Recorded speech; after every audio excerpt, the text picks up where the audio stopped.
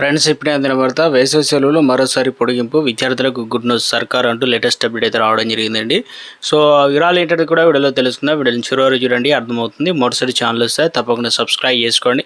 చూస్తున్నారు కానీ లైక్ చేయడం మర్చిపోతున్నారు. వెంటనే లైక్ చేయండి. వీళ్ళకి అయితే వెళ్ళిపోతాం. బాణుడి బగబగలకు జనం అల్లాడిపోతున్నారు. మే నెలలో ముగిసిన ఎండల తీవ్రత అయిన వడగాలులు ప్రభావం అనేది ఏమాత్రం తగ్గకపోవడంతో చిన్నపిల్లలకు ఆరోగ్యాన్ని దృష్టిలో ఉంచుకొని రాష్ట్ర ప్రభుత్వం కీలక నిర్ణయం తీసుకుంది. ఎందుకంటే అంగన్వాడీ కేంద్రాల్లో వేసవి సెలవులు జూన్ 13 నుంచి వరకు పొడిగిస్తూ మహిళా శిశు సంక్షేమ శాఖ ఉత్తర్వులు జారీ చేశారు. జూన్ 14 ఆదివారం కావడంతో జూన్ 15వ తేదీ నుంచి కేంద్రాలు తిరిగి యథావిధిగా స్టార్ట్ అవుతాయని చెప్తున్నారు. ఇక నిజానికి ముందస్తు ప్రణాళికల ప్రకారం జూన్ 2వ తేదీన నుంచి అంగన్వాడీలకు సంబంధించి పునఃప్రారంభించాలని ప్రభుత్వం భావించింది. అయితే ఉష్ణోగ్రతలు 45 డిగ్రీల సెల్సియస్ దాటుతుండడంతో 3 నుంచి 6 ఏళ్ల లోపు కూడా చిన్నారులు వడదెబ్బ, డిహైడ్రేషన్ బారిన పడే ప్రమాదం అయితే ఉందని చెప్పేసి తల్లిదండ్రులు ఆందోళన వ్యక్తం చేశారు.